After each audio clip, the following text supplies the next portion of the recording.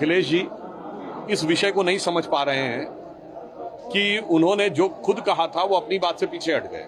अब उदाहरण के लिए उन्होंने कहा था पीडीए, अब राज्यसभा के जो उनके कैंडिडेट हैं वो पीडीए कहाँ हैं? वो तो एफडीए हैं, फिल्म स्टार, डायनेस्टी एंड अफसर। मुझे लगता है कि दोनों इससे पूर्व अपनी पार्टी के मंच को जितना ध्वस्त कर चुके हैं, एक साथ आकर शायद दोनों पार्टियों के उस संयोग को और ध्वस्त करेंगे।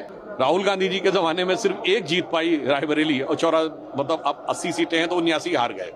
मुझे लगता है कांग्रेस कुल गौरव और समाजवादी पार्टी के कुल कुलांगार, इन दोनों बच्चों ने आकर जो भी अपना इतिहास दिखाया है, भविष्य की बानगी उसमें नजर आ रही है। भैया, बबुआ और बुआ जी, सबका संकट एक है, आएगा तो मोदी ही, चूंकि नियत नेक है। देखिए, इन सारे विषयों के ऊपर मामला न्यायालय में विचाराधीन है। तथ्यों, साक्ष्यों और प्रमाणों के आधार के ऊपर न्यायालय निर्णय ले रहा है, तो न्यायालय का जो भी निर्णय आएगा हम उस निर्णय का स्वागत करते हैं। समाजवादी पार्टी कह रही कि Bharatiya Janata party horse trading करा रही है, चुनाव जीतने के लिए कुछ भी कर सकती है। देखिए साहब, समाजवादी पार्टी के साथ समस्या ये है कि अखिलेश जी इस विषय को नहीं समझ पा रहे हैं कि उन्होंने जो खुद कहा था वो अपनी बात से पीछे हट गए।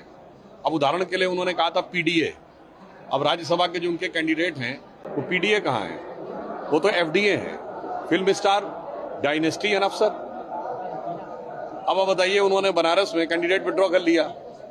किसको विड्रॉ किया? पिछड़े को विड्रॉ किया, कांग्रेस के समर्थन के लिए। तो समस्या क्या है कि कथनी और करनी में अंतर होने की वजह से वो समस्या हो जाती है।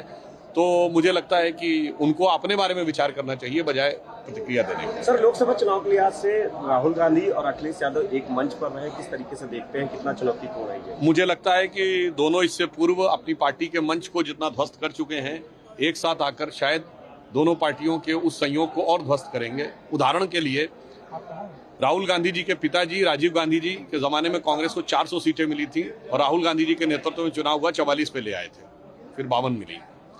और उस जमाने में 1984 में 85 सीटें हुआ करती थी उत्तर प्रदेश में, सिर्फ एक हारी थी कांग्रेस, बागपत, चौधरी चरण सिंह जी वाली, और 84 जीती थी।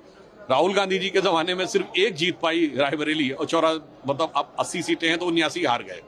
तो मुझे लगता है, और श्री अखिलेश यादव जी, स्वर्गीय मुलायम सिंह जी 1989 में पहली बार मुख्यमंत्री बने थे, भाजपा के सपोर्ट पे उन्होंने भाजपा को झटका दिया, फिर वीपी सिंह जी के साथ गए। चौधरी अजीत सिंह जी को भी उन्होंने पटकनी दी थी और तब मुख्यमंत्री बने थे वीपी सिंह का साथ लेके, इसी तिलक हॉल में।